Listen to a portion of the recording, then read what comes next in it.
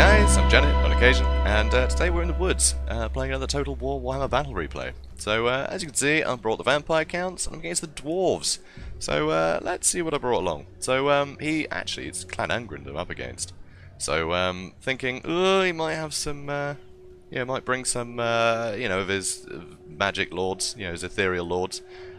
So, I decided to bring some ethereal units of my own. So, I've got Khan Wraiths, which, they got magic attacks. They will get killed to bits by the enemy, but if I saturate them in with a load of like Graveguard and stuff, these guys should be able to do some much needed damage, which is pretty sweet. And if not, they've got great armor piercing and obviously huge physical resist, so they're going to be good against the dwarves anyway.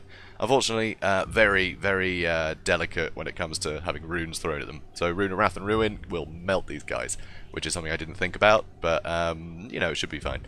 So I've also got 3 lots of Crypt Horrors. And I've got a front line of Graveguard with great weapons this time. Usually I just bring the normal Graveguard, but no, I decided to go with great weapons. And I've also got Manfred von Carstein. He's got Leech, Spirit Leech. He's got Wind of Death. He's got Invocation of Heck, and he's got Raised Dead. And then I've got Necromancer with Invocation of Heck and Raised Dead. And yeah, I think that's it. It's a pretty small army. So I'm going to speed it up straight away because it takes a while to get here. So as you can see, he's got some guys hidden over here, some guys hidden over here, right? Each lot, it's a unit of miners. Actually, I think it's miners with blasting charges up here. Yep. And he's got Ulfar's Raiders, and he's got a unit of Rangers with great weapons. Then over here, just the 2 units of great weapon Rangers, which is pretty cool. Front line of Longbeards with great weapons, and he's got the Grumbling Guard, which of course, are Longbeards with great weapons. But they'll keep these guys fresh for longer, so that's really good. I would have put them in the middle though, actually, because here it's only really a few of them that are going to get the benefit of that. But, that's fine. He's also got the Godblobber, so, Grudge Thrower, really accurate, good leadership damage, which is great for making undead crumble, so really useful. And he's also got a Runesmith, another Runesmith, and a Rune Lord. So, going to be a lot of Runes of Wrath and Ruin coming out, and a lot of buffs, so got to be careful about that. So, yeah, start posturing up. So I've got Manfred on the side to set him up for a nice Wind of Death. I like that tactic, and also he's on a horse, so he's nice and mobile.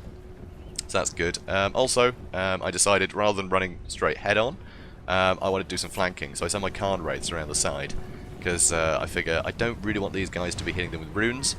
But if I can get a nice engage going and then send the Khan Wraiths in, I can get some good flanking. I wasn't sure what was up here though.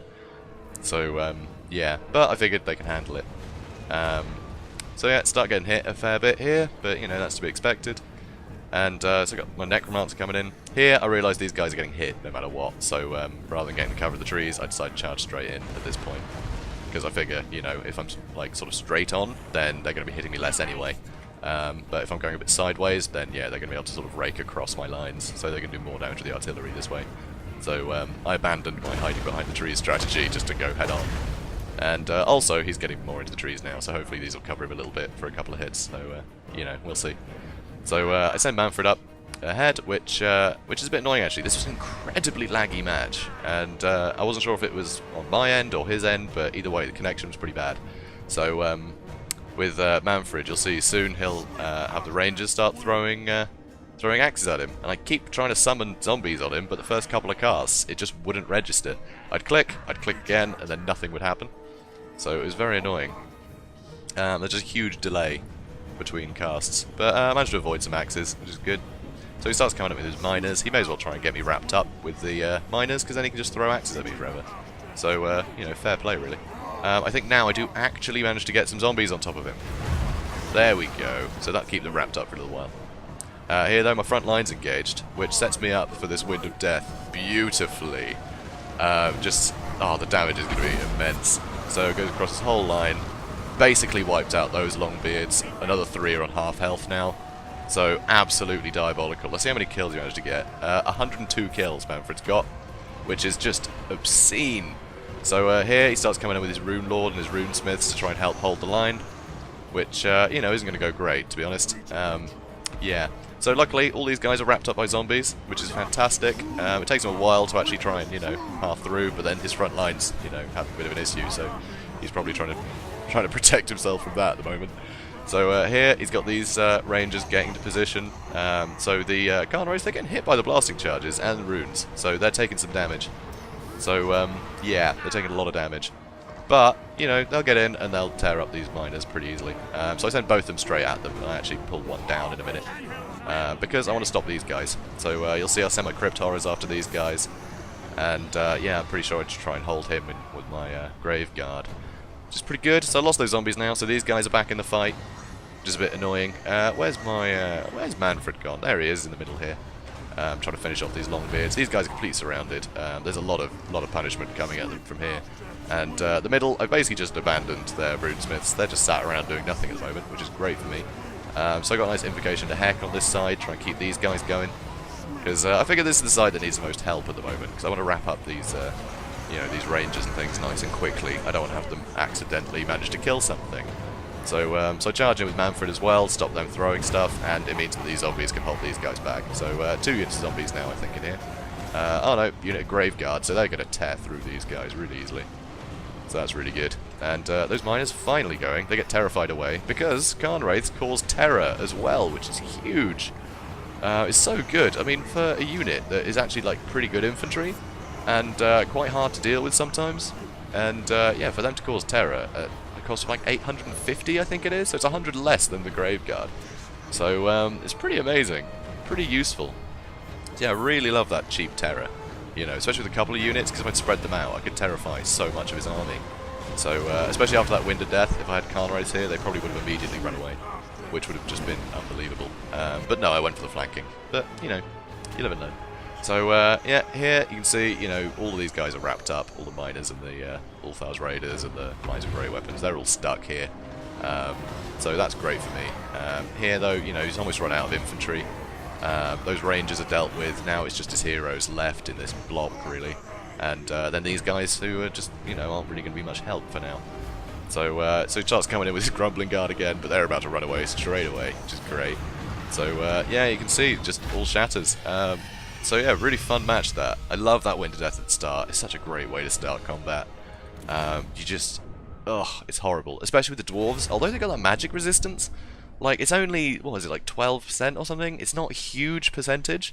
But people tend to just shy away from using magic completely against the Dwarves. But they've got so much armor that, you know, they negate so much actual physical damage that, you know, if you're just going to hit them with magic, chances are it's going to be more effective than a lot of, you know, like, sort of your flimsier infantry and stuff, you know? So, yeah, just hitting them with a big spell like that. Because, I mean, Wind of Death does so much damage. I mean, if you think, what's you know, 12, or is it maybe as high as 20? I don't know, 20%, I think? At the max, but whatever. It's not more than that. That much of 1 billion damage is still a shite load of damage, you know? So it's still going to do a lot of damage. I mean, you saw he got 102 kills with that one spell. And yeah, with a dwarf army that's only got 800, like, that is a lot of casualties to take straight away, especially when that's his, like, expensive front line, you know? So absolutely unbelievable. And I was hoping he'd have ethereal units, because if they were in amongst that front line and I hit him with a Wind of Death, they would have just been melted. So it would have been pretty sick. So yeah, I really love it. And you can see, you know, these guys, these are the 2 rangers that were in the trees at the bottom of the hill. They got a load of kills, but that was basically zombies, you know. I tied them up with zombies, that was really cheap. And it stopped them from being able to do anything, really. These 2, you know, they were the ones up the top of the hill, and they just got surrounded by Khan Wraiths and things before they could do anything. So, yeah, they didn't have a good time either. They did do some damage to my Crypt Horrors, though, but, you know, you see my Crypt Horrors, they're still going. So, yeah, I mean, looking at kills here, my front line didn't actually get a huge amount of kills, but there weren't many dwarves for them to kill, because, you know, most of them got killed by the Wind of Death and then ran away. So, they didn't have a chance to kill a whole lot, but they would have done a lot of damage to his lords. Because, I mean, you see the amount of damage my lord, you know, their lords took. That was just against my infantry, you know? It wasn't like I had my, you know, like a load of hero-killing units on them. That was just them in the front lines trying to, you know, trying to kill as many Graveguard as possible. But these guys, with their armor-piercing, their anti-infantry, they are just so good against the dwarves. Like, even their heroes, just, they can't hold up. Because, yeah, they just can't get enough kills on their own fighting a unit like that. You know, you just throw an Invocation and a Heck on top of them, and suddenly all their work has been undone. So, really cool. However, they did do a hell of a lot of damage to my Khan Wraiths, actually. It's not shown here, because I didn't lose any models, but the amount of HP damage that was done to them from the Runes of Wrath and Ruin, you know, that was obscene. So, you know, if he'd managed to capitalise that, get some good units fighting these guys as well. But unfortunately, he had no front line. So, yeah, because I melted it. So that was fun. So yeah, it was a really cool match. I really like these ones. You know, you just get like one excellent spell, and it just completely undermines their, their strategy. I think that's really good fun. And yeah, just people don't use spells against dwarves enough, but it's not that big a magic resistance. I think people get a bit, scared of that magic resistance, think, oh, I never use spells on a dwarf, but honestly, it's not that big a bonus. And yeah, they're so resilient anyway. You're often just better hitting them with a spell. Because yeah, they're gonna, if you've got like, guys attacking them, just, without anti-armor and stuff like that armor's gonna negate more than that 12% damage anyway. So, yeah, they're pretty resilient. But, yeah, powerful spell like Wind of Death, brilliant. So, I think I've rambled on enough, to be honest. If you guys enjoyed this, comment, like, and subscribe, and I'll see you in the next one. Have a good day, guys.